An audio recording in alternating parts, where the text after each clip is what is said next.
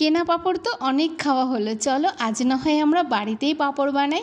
রান্নাঘরে খুব সামান্য কিছু উপকরণগুলো থাকলেই বানিয়ে নেওয়া যাবে রং বেরঙের এক থালা পাঁপড়। আর এই পাঁপড়গুলো এত ক্রিস্পি আর এত টেস্টি, সে আর কি বলবো। তো চলো পাঁপড় বানানো শুরু করি। তো ঘরে ছিল কিছু সাবু, সেটা আগের দিন রাতে ভিজিয়ে রেখেছি। এটা কিন্তু অবশ্যই করে নিতে হবে, আর না হলে ওই 1-2 ঘন্টা আগেই ভিজিয়ে নিলে হবে। তারপরে কড়াইতে পরিমাণ মতো জল নিয়ে সাবুটা এইভাবে সেদ্ধ করে নিতে হবে। সাবুটা যখন সেদ্ধ হয়ে গেল, আমি একটা বাটিতে আলাদা করে নিলাম। তো এবার আমি কিছু মশলা অ্যাড করব।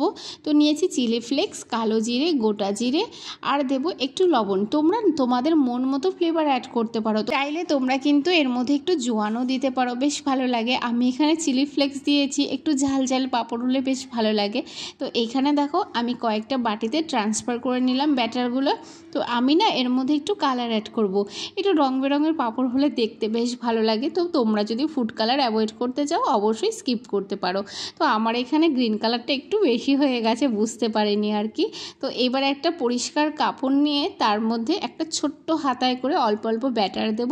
আর দেখতেই পারছো আমি কেমন করে রাউন্ড করছি, এইভাবে করে দিতে হবে। যখন তোমরা সাবুর ব্যাটারটা দিয়ে পাঁপড় দেবে তখন কিন্তু অবশ্যই ব্যাটারটা যেন একটু ঘন হয়, মানে ঠান্ডা হতে দেবে আর কি।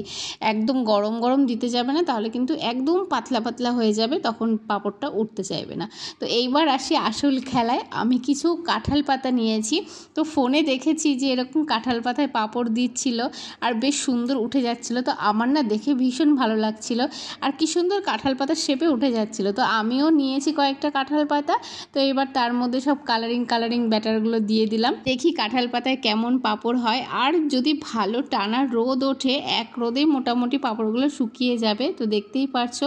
তো আমি জানো তো এইখানে কি একটা ভুল করেছি, আমি ডাইরেক্ট হচ্ছে কাপড়ের ওপর দিয়ে দিয়েছি। আমি যদি কাপড়ের নিচে একটা নেট বা হচ্ছে কাপড় না দিয়ে শুধু চিকের ওপর দিতাম, খুব ভালো উঠতো। যাই হোক, মোটামুটি অসুবিধা হয়নি, ভালোই উঠে গেছে। তো তোমরা যখনই এই সাবুর পাঁপড় বানাবে মোটা চিকের ওপর দেবে, আর অবশ্যই ব্যাটারটা একটু ঠান্ডা হয়ে ঘন করে নেবে, তাহলে খুব তাড়াতাড়ি উঠে যাবে। তো চলো এবার আমি পাঁপড়গুলো ভেজে দেখাই। দেখতে পাচ্ছ কি সুন্দর পাঁপড়গুলো ভাজা হচ্ছে। একটা জিনিস দেখবে, যখন নিজের হাতে কিছু বানিয়ে সাকসেস হই না, মানে সেই মজাটাই আলাদা। তোমরাও বাড়িতে এরকম সাবুর পাঁপড় বানাও আর সবার মন জয় করো। তো চলো এবার খেয়ে দেখাই কেমন ক্রিস্পি হয়েছে। আওয়াজ শুনে তো বুঝতেই পারছো দারুণ মুচমুচে হয়েছে পাঁপড়গুলো, আর চিলি ফ্লেক্স দেওয়াতে দারুণ একটা ফ্লেভারও আসছে আর ঝাল ঝাল লাগছিল খেতে। ফ্রেন্ডস, অবশ্যই তোমরা বাড়িতে ট্রাই করো, আর ভিডিওটা ভালো লাগলে অবশ্যই লাইক কমেন্ট শেয়ার করে দিও। টাটা।